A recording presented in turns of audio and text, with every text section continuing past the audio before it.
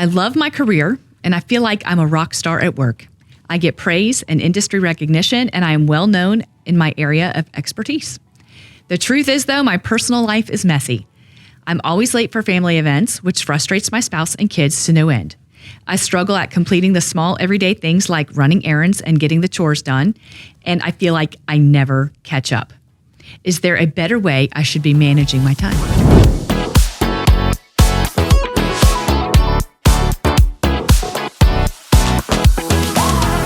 Folks, I'm really excited about our show today. This is a special show, and partly what makes it special, it's going to be an Ask the Therapist show.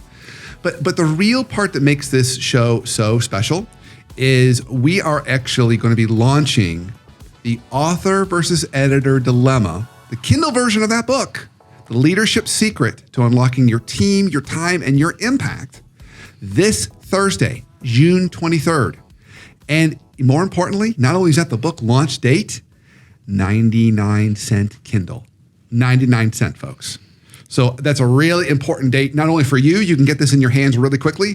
It's also a really important date for us because it's really important to us to get as many sales that day as possible. Really helps to boost us in the rankings. So we really, really, really need your help on that day. So please put it on your calendar. We'll send out other reminders on social media this week, but it's a really important date for you, but really important day for us as well. So our show today, all the questions are going to have an author-editor kind of theme. Now, what you're going to find is they're just basic questions that you could see in any workplace. But that's the point. Almost any problem you face in the workplace can be solved with this author-editor idea and concept.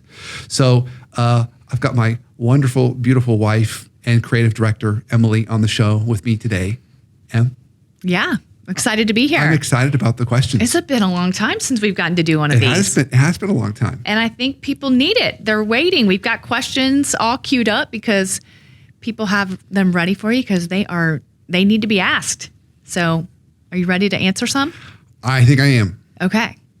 All right. Well, so this one we've got, let's see, we'll just start out. It says, I have been in my current role for about 18 months. My boss is somewhat of an introvert, Jennifer Conweiler, one of those types. Hey, we love her. While she does communicate with our team to keep us informed about the company's priorities and what our team's objectives should be, she doesn't spend a lot of time praising us for our work or recognizing anyone for their accomplishments. Personally, I feel overlooked. I feel like my work doesn't matter, and this is demoralizing. How can I get recognized more? What should I be doing? Okay, so this is a question really about how do I get more recognition? Recognition is really, really important to me, and how do I get it more? Mm-hmm. So we're going to take that angle of recognition to two places, and I'm going to use the author-editor idea. Okay, so just as a reminder for folks who haven't heard me talk about the concept before, it's all about sitting in the right seat. And as a manager, we want to be sitting in the editor seat 80% of the time and the author seat only 20% of the time. Okay. And as that manager in that editor seat, it's really a coaching seat. That's when we provide that positive feedback. I'm going to come back to that in a minute. But for this particular individual, they need to be sitting in that author seat. So we always author up, we edit down. You author up, you edit down. And the traits of the author is the author takes initiative, shows and takes ownership. So takes ownership, shows initiative, and displays critical thinking. Okay. So my recommendation to this person first is, it sounds like they're sitting back waiting for recognition. Okay. I think it's really, really important that they take that ownership and initiative and critical thinking to go to their leader and say, hey, I just wanted to give you an update. Here are all the positive things that have occurred this week. I'm happy to answer any questions you have about these, but just wanted to share the good news with you of what me and my team are getting done. Okay. What would that look like? It depends upon the preference of that leader. Okay. So this leader's an introvert. So the easiest way, if you got an introvert, is send it via some kind of document or email. Okay. So maybe you provide a weekly status update at the end and say, here's some great news that happened. Or as it comes in, you get a great quote from a customer. Pass that along and say, hey, just wanted to pass along the good news. This is a really great news for us. So share it that way. Now, if they're a little more extroverted, then get that FaceTime, whether that's virtual FaceTime or real FaceTime, and share it that way. Okay. And include it as an agenda item. And that's another thing you can also ask for on the next meeting. Say, I'd like to have an agenda item to talk about status updates of some current projects and initiatives. It's all good news that I want to share with you. What manager is going to turn that down? Now, if you just say status updates, they may have other things bump it. But if you say status updates, it's all good news. Oh, okay. Everyone wants to hear good news. Okay. So do that and you'll get that airtime. And then hopefully that person will turn around and say, hey, that's really, really great. I'm really excited. I'm so proud of you and your team. And they acknowledge that recognition. Not everybody does that, but hopefully they will. How fair is it for this person to say, I need some more recognition from you? So there's a time and place to do that that's a little more easier and more natural. It's easiest and most natural if the manager asks for it. If the manager asks for it, like asks for what they could be doing to be better manager or leader for you. So for example, you've often heard me talk about on this show, it's really healthy as a manager or leader, maybe every quarter or maybe even more likely every 6 months, have one-on-ones with your direct reports. At the end of the one-on-one, say, by the way, what could I start doing, stop doing, or continue doing to support you better? Every manager and leader should be doing that right now coming out of the pandemic anyway. That should be table stakes. Now, are you doing it? Most managers probably aren't. You should be. You're better than most managers. You're listening to the show. So you should make a point to do that. And if you do that, make sure your people know you're going to ask that question. So they come prepared. Otherwise, they're going to say, which we've kidded about on the show before, they're going to say something like, it's fine. It's fine. Everything's fine. So give them that preparation, but asking for it is just a great way. And then when they ask for it, you can give them that feedback. Now, there is one time of year when they'll feel compelled to ask for that feedback at performance review time. Mm-hmm. So when the manager's giving your performance review, they're going to say in the scripted way managers do, so what can I be doing to support you over the next year to help you achieve these goals? Right. And that's when you naturally tell her or him. It would mean a lot to me to just get a little more time with recognition from you, because getting recognized for my hard work makes me feel motivated, helps me to work harder, and helps me to take on some of the things that we've outlined in this performance review that are stretch goals for me. Right. So that's the most natural time. Yeah, it's just a year is a long time to wait. It is. If it's a year away from now, it's a long time. Yeah. So you got to wait for your window, because what you don't want to come across as is whiny or needy or high maintenance. So there are some ways we can put it out there. And then, hopefully there's those opportunities you look for closely where they actually ask for, so how can I get better? And like I said, most managers should be asking those questions right now. How can I support you? But then otherwise, if you are getting that feedback from your clients, from your customers, maybe your boss is irrelevant in this. Bask in that. Bask in your clients' feedback. Bask in your coworkers' feedback. So what I would say is, while we would say, you're right, irrelevant's an interesting word. It could absolutely be irrelevant. But the more interesting take on it is, why is your boss so relevant to you? Yeah. So this comes back to, you're getting all this great positive feedback from everybody else. Why do you have to get it from your leader? And I'm going to pull my therapist hat for a minute. I can almost guarantee you, if you've got this deep, deep desire you have to get approval and recognition from your boss on a regular basis, probably ties into some experiences you had with your parents. Yeah. So that's worthy of that deeper work, because it sounds like it would also be getting in your way. You're getting it from everybody else. And your boss is definitely not saying anything negative. You're just not getting the big kudos that you might want or need. Or desire. Yeah. Want. Yeah. Want. More so than need, I guess. Yeah. Was there anything else on that? I think that's a good starting one. Okay. The next one then, yes? Yes, let's do the next one. All right. I can sense the authoring and editing coming from this one too. Ready? Ever since starting my career over a decade ago, I've been getting feedback at work that I need to be more proactive. What is the best way to demonstrate this? I seem to struggle at anticipating what I need to do. Yeah. Okay. So I'm going to latch on to the last phrase that you said there and then go into the first part. Okay. I seem to struggle with. Okay. So it's an important distinction and a reminder about authoring. To author is to be vulnerable. So I don't think it's a struggle about what to do as much as it is a struggle about putting myself out there and taking a calculated risk. Because it's not certain, and I don't know perfectly certainly that this is the way to go because my leader didn't tell me. So I'm spinning, right? Rather than take a calculated risk and gather feedback, and then course correct until you got it perfect, which is all about refinement, which is really what authorship's about. So go back to what we said before. To author is to take initiative, show ownership. I always flip-flop those, but that initiative and ownership, and then critical thinking. So we're going to move forward, and we're going to say proactively, we're going to come with every meeting with some kind of point of view or update, as well as some kind of recommendations. That's really what authorship's about. And if you're coming to those meetings with, here's what's been going on, and here's what I recommend as some options of going forward, and give your leader options to choose from, that menu, then you're doing a great job of authoring. And they're going to react to that. And then that's then going to allow you to refine the next time. And it's only going to make you better in that proactive move forward. So it's just recognizing it's uncomfortable and then taking that little risk and then putting something else out there that they can react to. That's what I would recommend. Okay, so that's what that looks like. Coming each time prepared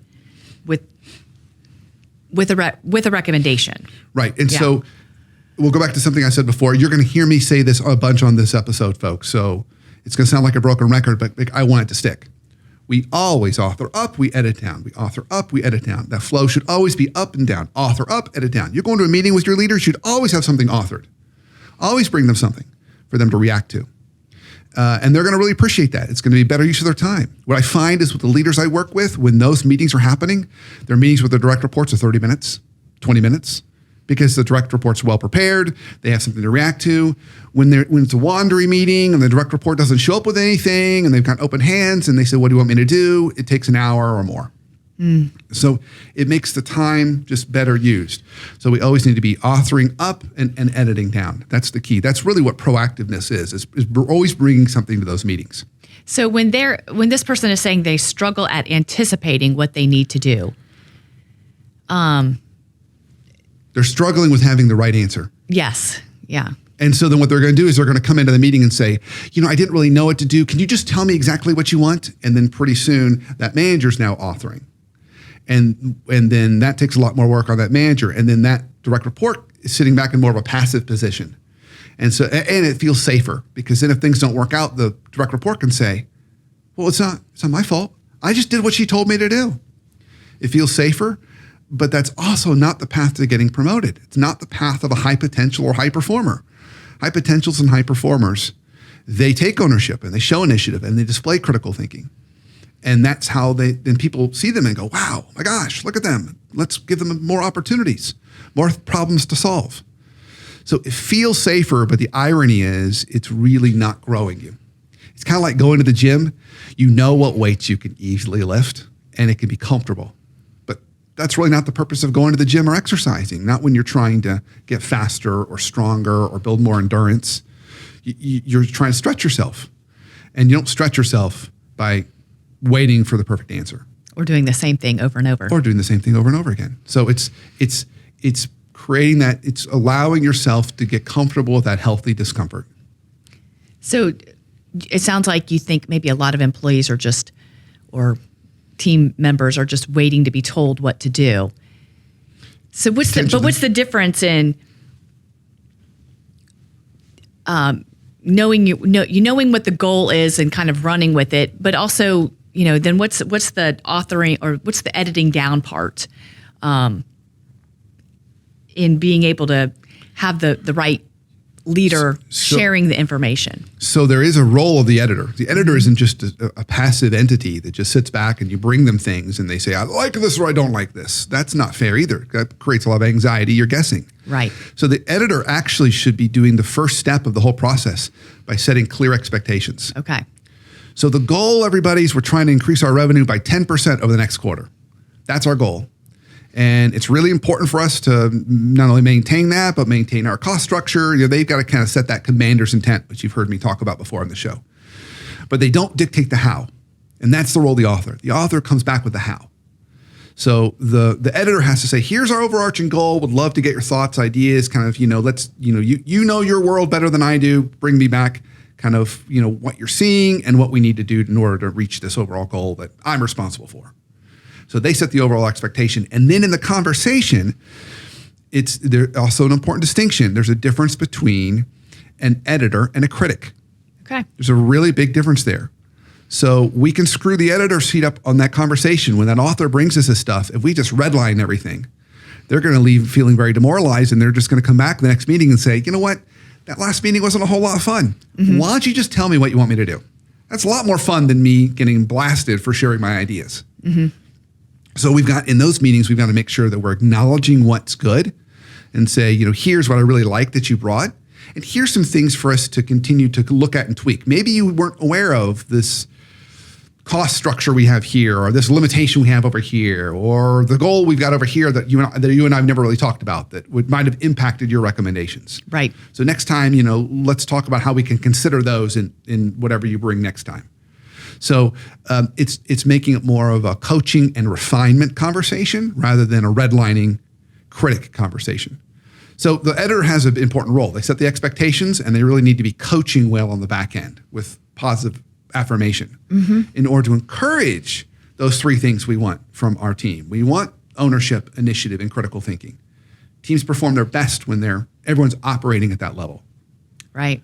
It's a lot of work. It is. It's a lot of work to teach people. It is, but it isn't. What people will find, as I've shared with you, what people will find is if they make the time to do that front end, right, those coaching conversations in the back end are 30 minutes, 20 minutes.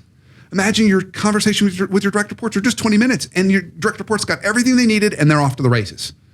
They're not waiting again for you to continuously manage that process or tell them what to do. Right. It's all about refining and better using your time in the ways that only you can use it. Right. Well, it's laying that foundation so that the rest of it works well. Yeah, absolutely. Mm-hmm. Okay. Got another one for me? Yep. And this might be a little bit repetitive. Here we go. I lead a team of 5 direct reports who each lead teams of their own. I have one person we'll call Janet, who is lagging behind the other 4. Ironically, I meet with her almost 2 hours each week, where I meet with the others about 30 minutes weekly. So I feel like I'm giving her plenty of my time and attention. The other team members make decisions and act on their own, but Janet seems to want my feedback and approval on each little bit before moving forward. How can I get her to need me less? Yeah, so great. A specific example of what we just talked about. Right. I think this is a great question to back up what we just talked about. Because it shares with the listener what happens when we don't properly sit in these seats. So on the surface, we say to ourselves, I'm giving her so much more time. If I just give her more time, then I bet she'll perform even better. Right. But time doesn't always equate to performance. What's happening is we're not setting the proper expectations. We're not using that time the right way. So my guess is in that case, Janet's not coming in with something authored for us to react to. She's coming in and saying, I don't really know what to do. Let's co-author this together. And when you co-author with your direct report, there are times and places to do that. But just remember, you are diluting initiative and ownership because they're not really taking initiative and ownership. You're now both owning it. That's not the same thing as them owning it.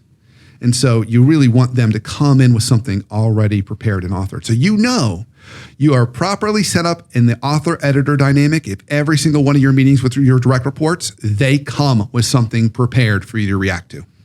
And they own that agenda a little bit more. Okay, so let's say you're talking to Janet. And now you need to have this weaning conversation with her. How do you approach that? You say to her, Janet, listen, I know that you and I have been working really well together on some of the initiatives, but what I think is in the result is I have not equipped you well enough to really take this fully on your own. I think you and I have been doing this together too much. Okay. So I really want in our next conversation, I want you to kind of take ownership, show initiative, and display critical thinking, and bring together not only an update of what's going on in your world, but you come up with 3 recommendations. Okay. Should always be 3. Always 3. And remember, of the 3, 1 is always not do anything. So you really have to come up with 2. Because not do anything is always an option in life. I'm not going to make any changes. Let's just stick with status quo. That's an option always. Sometimes that's actually the right option. but that's always an option. So no, you really only have to come up with 2. So I would tell her, you must bring this. And then to really help her well, give her an example of one from one of your other direct reports. Something So I want to share with you something that Tim brings every week. And it's a nice, simple document. He fills it out. It's the same structure, but he fills it out differently every week. He gives me an update, and here's his recommendations. This is the one he gave me this last week for his section. I don't want you to copy it word for word, but I want you to think about the sections and how you might be able to use that same structure to make it easier for you to author something. So as the editor, you can help with structure, but you need them to do the content. The content is on them, just like any editor with a book. You can help provide structure and guidelines, but it's their responsibility to create that unique content. Okay. Do we have another one? Yeah, I got a couple. Let's see. I'm going to flip them the order that I had. So we had 2 that came in about Great Resignation. It was great because they came from different perspectives, and I'll do both of them and you can address it as one. How about that? Okay. Everyone talks about the Great Resignation as if it's an exciting time and full of opportunity to job switch. But as a team leader, I'm feeling the stress of possibly losing my people. What can I do to ensure that my team members stick around? That's the first part. Then I got this one. I changed jobs about a year ago. So kind of when it all started to hit, right? I took the job because the money and opportunity seemed great, but now I've realized the skills required aren't exactly in my wheelhouse or something that I'm passionate about. Now I'm not sure what to do. The money might not be worth it. Okay. Well, there is, even though those are 2 different situations, there's a connecting thread in them. And the connecting thread is personal growth and fulfillment. That's the connecting thread. So here's where I'm going with this. Okay. So all the research that's been conducted over the last probably 3 or 4 decades around money has basically shown that money is the number one driver up to a point. Right. And then you reach a certain kind of threshold of income, and then other things become important. Could be work-life balance, but often one of the big ones that really is a big driver for people, particularly in their early to mid-career, is growth.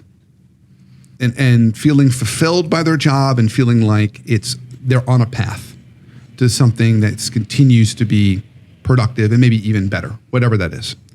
So let's take the first example first. That was a pun, I guess. So we'll take that manager who's trying to keep their people. Right. You're not going to be able to throw money at them to always solve the problem. Right. And there's always going to be somebody that offers more. That doesn't mean they should go there.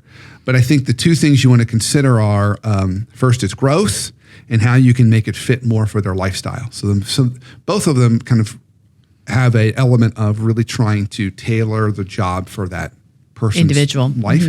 There are some dangers with that down the road. If you tailor jobs too tightly to one individual, it's hard to replace when that person leaves. But in this case, we're really we're trying to spend time with that person and trying to figure out exactly what would make it work for them. So it's not your responsibility to solve that. That's where managers go wrong. They lay in their bed and they let their heads spin at night going, how can I make Stephanie's life better? No. That's the recipe for poor boundaries and codependence. So we're not going to do that. It's not your job. Now you're authoring her life. That's what you're doing. You're authoring her life. It's not your responsibility. It's her responsibility.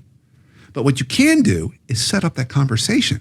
Okay. Stephanie, it's really important to me that this job is not only fits your life really well, but it's fulfilling and meaningful for you. I'd love for you to sit down and think about what are all the things about the job that work well for you? What are any things you would change? And maybe come up with 2 or 3 recommendations on ways that I could either give you more growth opportunities or make this job fit where you are in the stage and season of life that you're in right now. Right. And then let's talk about that in the next meeting. Well, you made a comment earlier about in this kind of wonky in-between work situation that we have going on, that these are conversations that leaders need to be having anyway. Yeah. So how often or how regularly, how often do you throw this out? I think this is a good conversation to have probably every 6 months. Okay. And then maybe check in once a month or once every 2 months. Okay. So do you still feel like you and I are on progress towards what we agreed upon in our last conversation, Stephanie? Okay. Right? So checking in on that. So it's acknowledging that you heard it and you're trying to follow through on it. Because at the end of the day, if people feel like the job pays enough, but this manager really cares about me, they understand me, and they care about my life, and they want to help me grow, but also make this fit for all the demands I have outside of work, which we all have demands. Most people are smart enough to realize more money means less of that stuff. Right. And it's that stuff that for most people right now matters the most. Am I able to have the flexibility to attend to all the life demands I have right now? Mm-hmm. Am I growing and learning and on to something better? Or am I stuck in something or an industry I don't like? And so that goes back to the second question that you gave the scenario of the person who did make the move. The manager didn't ask those questions. The person left for more money, realized, oh, guess what? More money just means more problems. Right. Okay. And so that's what they found. And so now it's their job to come to their manager in their new place and say, here are all the things about the job I like. Here's all the things that are been a little more challenging that I didn't expect when I entered into this. I really want to make this job work. Let's talk about some possible solutions that might make that work. Okay. So author something. And hopefully that boss is open to it. But depending upon how much more you got paid, right, there's an inverse correlation, folks. The more you got paid to make that new job, the less likely your boss is going to care about what you really want. There's an inverse correlation. Okay, they didn't hire you because you're pretty. You might have thought that, but that's not why they hired you. They hired you because it's a tough job, a tough environment. Lots of people have left before.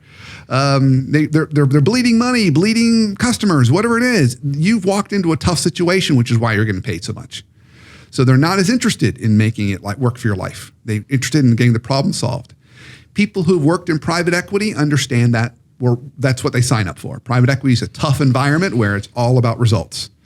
And there are some elements of subtle caring potentially in some situations, but it really is all about results. And you get paid a lot of money to go into private equity. People sign up for that. So just recognize that. More money can just mean less likely are people going to want to have some of these conversations with you. Okay. That's fair. Is there another? I think we had another question. I have one more. Okay, good. One more. All right. This one is, I love my career and I feel like I'm a rock star at work. I get praise and industry recognition and I am well known in my area of expertise. The truth is, though, my personal life is messy. I'm always late for family events, which frustrates my spouse and kids to no end. I struggle at completing the small everyday things like running errands and getting the chores done, and I feel like I never catch up. Is there a better way I should be managing my time? Yeah, okay. So it's definitely an author-editor situation. See, who knew? I know. She thought she needed a new calendar. No, it's not going to help you. It's not going to help you at all. So author and editor is all about gaining leverage when you are leading in any kind of system. So here's what I mean by that fancy statement. Mm-hmm. So when you're a manager or director or any kind of leadership responsibility, okay, you're leading in a system. Okay, so there's complexities in that system. And there's some things that only you can be doing. And there's some things you shouldn't be doing. Think about your hourly rate, right? If you're paid a very high amount of money to do some of these complex things that only you can do, you shouldn't be doing stuff that maybe you did 5 or 6 or 7 years ago. Okay. That's not a good use of resources. Now that job is getting overpaid for because you're doing it. Okay. So you don't want to be that person. Same thing is true as a parent. Okay. When you're a parent, so let's assume in this situation, which we know this person's got kiddos. We don't know the age of the kiddos, but they've got kiddos. I think you mentioned some kiddo examples in there. Yeah. Okay. So let's assume they've got some kiddos. So they're a leader in that system as well. Okay. And so you need to gain leverage in that. So just like with, making sure you're not doing stuff you shouldn't be doing at work, it's the same thing at home. Mm. So for example, let's say you got a 15-year-old, a 17-year-old, and an 18-year-old. If you are still making their lunch every day for school, doing all their laundry, cleaning their room, you're not gaining leverage. That's stuff that a 15-year-old, 17-year-old, 18-year-old are quite capable of doing. And actually, if they haven't developed these skills at this point, that's a whole separate problem. Because now they're going to go off to college, and are you going to come make their lunch, clean their room? We heard stories. We have heard stories of people who do it. Of parents who Please don't be that person. Who still do this. From our daughter, who has roommates and things where the parents come and clean the room for them. So you don't want to do that. That's not equipping that person to take ownership, initiative, and display critical thinking in life, which frankly is the whole purpose of parenting, is to grow owners and take initiative and critical thinkers. Grow authors. That's our other podcast, though, that we need. But that's the whole purpose of parenting. You're trying to grow fully formed adults. You're not trying to create some kind of hobbled Frankenstein mess that walks out at 23 that's you and your kid attached to the hip, and you go into work together, and whenever they have a problem, you jump in and solve it for them. That's not what you want. So for this particular individual, this is not a time management issue. It is a seat problem. They need it first at work, ask themselves, are there things that I am authoring that I shouldn't be? Odds are the case is yes. Whenever I work with anyone who's in a leadership responsibility role and they're working more than 55 or 60 hours a week, it's usually an author-editor problem. What do you see them hanging on to that they should be giving up? What are the examples of? Well, it's a lot of what we already talked about. They're first of all, the number one thing, most common, is the direct reports don't come with anything authored to meetings. That's number one. So that's probably most people listening to this that are in manager and direct report, managers and director roles or above, or VP roles. You've got directs coming to your meetings empty-handed, waiting for you to give them a list. Give them a list of things. Right. As soon as you give them a list of things, you're authoring, and that takes a lot more time. And they no longer are taking ownership, showing initiative, or displaying critical thinking, because by definition, you've just given it all to them. And so that's costing you more time, because now you have to manage and then monitor that system, because you've got worker bees rather than leaders underneath you. So that's the number one. The number one is people aren't doing that. You're not creating a culture of that, and they're not using this language of author editor. So there's lack of role clarity, which then means you tend to jump in and solve the problem. Now, I want to be clear. I want to honor everyone who's listening that says, yes, that's me. That means you're a natural author, which is a wonderful thing. But the problem with natural authors is they don't know when not to author. Right. They author in a 360-degree way, when you should really primarily just be authoring up, because that's your primary job. And then editing down. Set expectations, but edit down. So there's that component. And then on the other side of the coin, it's pushing and stretching your kiddos when they start to get in those tween years, 11, 12, 13, and start to give them responsibilities like clean their room, make your bed, start to learn how to do laundry. And yes, folks, when you give people author responsibilities for the first time, they're going to make mistakes. Yep, they're going to shrink your favorite sweater. Clothes are going to get ruined. They will. And that's okay. Yeah. And then pretty soon they're going to learn how to when to hang their clothes, how to dry their clothes, and then when they go off to college and beyond, they've got that under control. They make their own lunch. They do all those sorts of things. This person also, even mentioned getting chores done. So with you're saying the kids and listing other family members, but I will throw you under the bus, or at least I don't know. But you struggled for a long time. We have a very large yard, and you loved mowing the lawn. I did. Loved it. And I understand, like, it was just something to do, kind of zone out, get some sun, listen to your whatever, favorite podcast while you're out there. But you realized this is taking up 2 hours every week, and I can be doing other things. More. Yeah. And so we hired a lawn service, and we still get out there every now and then and pull weeds, but at the same time, you've got 2 hours back of your life to write books. Right. Exactly right. And I'll go even further. That'll be a good example for people who've, thinking about work roles. So in high school, I had a couple jobs, and one of my jobs was I independently mowed lawns. Right. So I had this old station wagon, and people come over to me while I'm mowing the lawn and say, "Will you mow my lawn?" And I had a whole book of customers. Right. So I mowed lawns, and then I did that. So I took pride in that. It was my job. And then in our first house, I mowed the lawn and edged the grass, and I did all that. And it was a smaller yard, and you could knock it out in about an hour. And then our yard now is not an hour kind of yard. It's a bigger yard. It's more like a field. So it takes a lot more time 2 to 3 hours on the weekend. But I still took pride in doing that job. I know. Because I thought, well, I'm really good at this job and I liked doing this job. Right. And that's it. That's a great point. You were good at it. You enjoyed it. But it took a lot of time that I no longer had because I Right. had other responsibilities. That's right. You kept piling on. And then we hired this amazing lawn service. And in 1 hour, what would take me 3 or 4 hours to do, they would do it in 1 hour and it would look better than what I did. And I could sit inside of and they typically do it on a Friday morning or afternoon, and I could sit inside of my office taking a coaching call. And the coaching call would more than pay for what that lawn service cost. Right. And then some. It would typically pay for almost a month of that lawn service. So Right. it's just a better use of my time. Right. But that's part of the author-editor dynamic too, is knowing when to go from player to coach. Right. Because that's also the journey of leadership, is slowly making that shift from player to coach. Well, I think it's a good example too of, as you go up, as you level up in your career, there are going to be things that you enjoy doing that brought you joy. But now, as you're saying, player to coach, you've moved beyond that. You have to give it up so that somebody else can do that job, because it's now their job. You have a Right. different job. Right. And even though you were good at it, and even though you enjoyed it, you have to move on. Right. And you make an important distinction in there that I want to add to. It's a job. It's not a hobby. If it was a hobby, I could do it whenever. Right. But the yard's a job. Yeah, if you don't has do it, to we be- get It has letters. to be done. Yeah, and if you don't, we live in The the South. HOA If is you gonna be don't do mad. it, let a couple weeks go, because sometimes it would happen. I would let a couple weeks go. I'd be swamped with things. Yard looks horrible. That you get more weeds, and you get all these, and then it becomes this snowballs. It requires regular maintenance. It's a job that requires attention. Right. Someone needs to own that. It's not a hobby. Right. So while it's a job I liked, it's still a job. So we need to make sure that we're doing the things that only we can do. Right.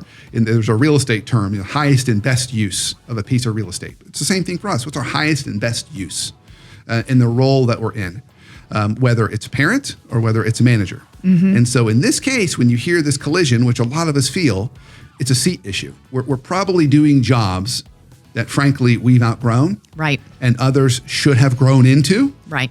That we are now stunting their growth. Right. Whether it's a direct report or it's a 17-year-old. Right. We're actually holding them back, not setting them up for success. Or their future employers for success, or their future spouses for success. I mean, we're creating a whole mess if we continue to kind of co-pilot with our kiddos through life. That's not a good recipe for anybody's happiness. So it's just another way to think about the seats and how to sit in the right seats at the right time. That's good. That was our last question, huh? That was it. Okay, so hopefully you all learned today, author-editor hangs around in almost any situation, particularly any vertical relationship, whether we're talking about a parent-child, manager and direct report, customer and a service provider, any vertical relationship. It is a solution that fixes almost any problem, helps you with your time, maximizes your time, your team, and your impact. So I hope, and really, really hope, you're as excited about it as I am, and excited enough to buy a 99-cent version of 99 cents, and you get this on your Kindle.